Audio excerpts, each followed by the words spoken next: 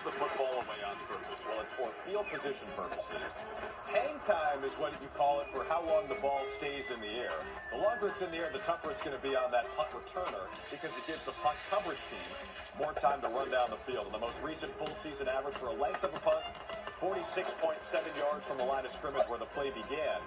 That length, almost halfway as tall as Big Ben in London. These guys can really boot the football.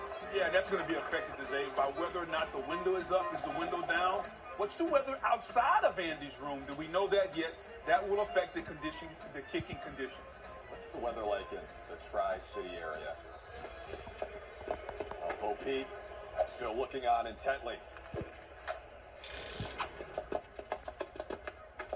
Pulling the string of Woody. Didn't know that was allowed. We saw those two together at the carnival last time in Toy Story, and clearly still getting along well. As Travis Etienne makes the play, great camera angle from right behind the running back. As he gains 8 yards, he was chopped down by D. Alford, the Falcons defensive back. Yeah, that's a screen play. That's when the offensive lineman allow the defensive lineman to come through so they can go downfield. They throw it to the running back, Travis Etienne. He gets behind him and tries to make some yards. When's the best time to run a screenplay?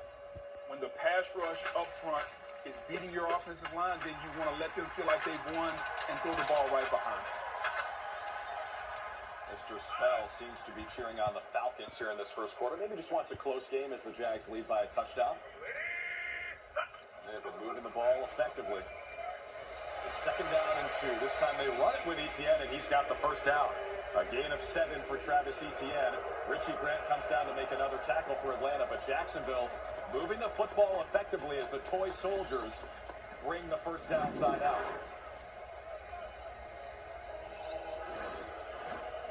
Yeah, and as you go inside the helmet, now you get to see what the running back sees. When do you cut? When do you move? And most importantly, who's going to tackle you?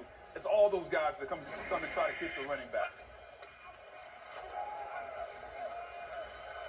This time they fake the handoff. It's play action. Trevor Lawrence throws another completion. It's Christian Kirk who takes it into Atlanta territory for a big gain of 30 yards. And now Mr. Spell seems to like the Jags. Hashtag Duval is their rallying cry. And notice he caught the football. He was on the ground, but because in professional football you have to be touched, he was able to get up and continue running. Really nice job there by Christian Kirk. He was not down by contact, so he could pick up some extra yards. Ends up with a gain of 30 on the play, and the Jaguars are picking apart this Atlanta defense. By the way, Duval County is where Jacksonville is located in Florida, so that's why they yell out Duval. Give it to the rookie Tank Bigsby here. First-year player out of Auburn. Gain of 6. Good tough running as Nate Landman makes the tackle for Atlanta. He's filling in for the injured Troy Anderson today. Someone on this Falcons defense needs to make a play. This is when you have to have an impact play, a tackle for loss, a sack, something to push the offense back, because right now the Jacksonville Jaguars are gaining rhythm and gaining momentum, something they haven't had in a while. Mr. Spell calling for an audible maybe. Omaha, Omaha. That's something Peyton Manning used to yell out when he was playing, one of the best quarterbacks of all time. Jags moving the ball like a hot knife through butter here. Over 140 total yards compared to just 5 for the Falcons. And they'll pick up some more as Tank Bigsby goes around the left side. But this play, which would have been a first down, might be coming back because there's a penalty. Really good job there by Bigsby, following his blockers, the guys that are in front of him to protect him. When they block him, you get out of the way and try to run around them.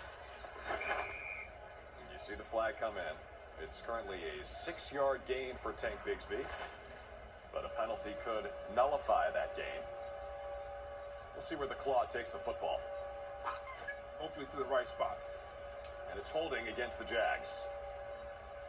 They call it on the tight end, Brenton Strange. So Slinky Dog will have to hit the reverse button and move back.